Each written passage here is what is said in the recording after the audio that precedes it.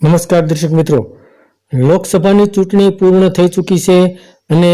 કેન્દ્રની અંદર એનડીએ ગઠબંધન સાથે ભારતીય જનતા પાર્ટીના વડાપ્રધાન તરીકે નરેન્દ્ર મોદીએ ત્રીજી વખત શપથ લીધા છે। ત્યારે હાલમાં ગુજરાતની અંદર ભારતીય જનતા પાર્ટીની અંદર આંતરિક વિખવાદ વધી રહ્યો છે અને ભારતીય જનતા પાર્ટીના જે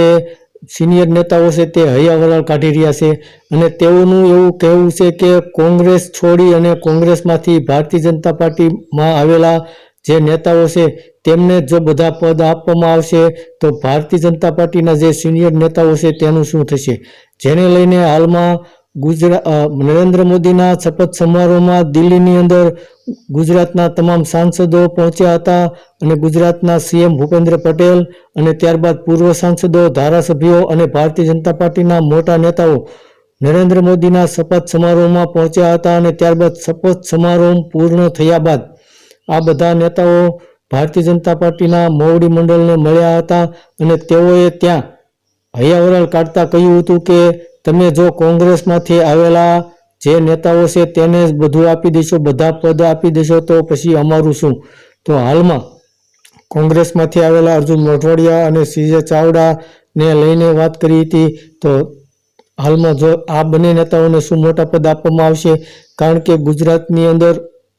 ગુજરાતના પ્રદેશ અધ્યક્ષ CR પાટીલની ટર્મ પૂરી થઈ ચૂકી છે, તેની જગ્યાએ કોઈ પણ બીજા નેતાને ગુજરાત ભારતીય જનતા પાર્ટીના અધ્યક્ષ બનાવવામાં આવશે અને ગુજરાતની અંદર મંત્રીમંડળનું વિસ્તરણ થવાનું છે। તેમાં પણ હાલમાં એવી ચર્ચા સેવાઈ રહી છે કે કોંગ્રેસમાંથી આવેલા નેતાઓને પદ આપવામાં આવશે અને ભારતીય જનતા પાર્ટીમાંથી જે સિનિયર નેતાઓ છે તેની બાદબાકી કરવામાં આવશે, જેને લઈને ભારતીય જનતા પાર્ટીના નેતાઓએ ભારતીય જનતા પાર્ટીના મોવડી મંડળ સામે હૈયાવરાળ કાઢતા કહ્યું હતું કે તમે બધું કોંગ્રેસવાળાને આપી દેશો તો પછી અમારે શું કરવાનું। વાત પણ બરાબર છે, કારણ કે ભારતીય જનતા પાર્ટીના સિનિયર નેતાઓ પણ હાલમાં ભારતીય જનતા પાર્ટીની મોવડી મંડળ અને ભારતીય જનતા પાર્ટીની જે કાર્યશૈલી છે તેનાથી નારાજ થતા જોવા મળી રહ્યા છે। તો હાલમાં તો ભારતીય જનતા પાર્ટીની અંદર ગુજરાતમાં જે સિનિયર નેતાઓ છે તેની હાલમાં નારાજ ચાલી રહ્યા છે અને તેઓ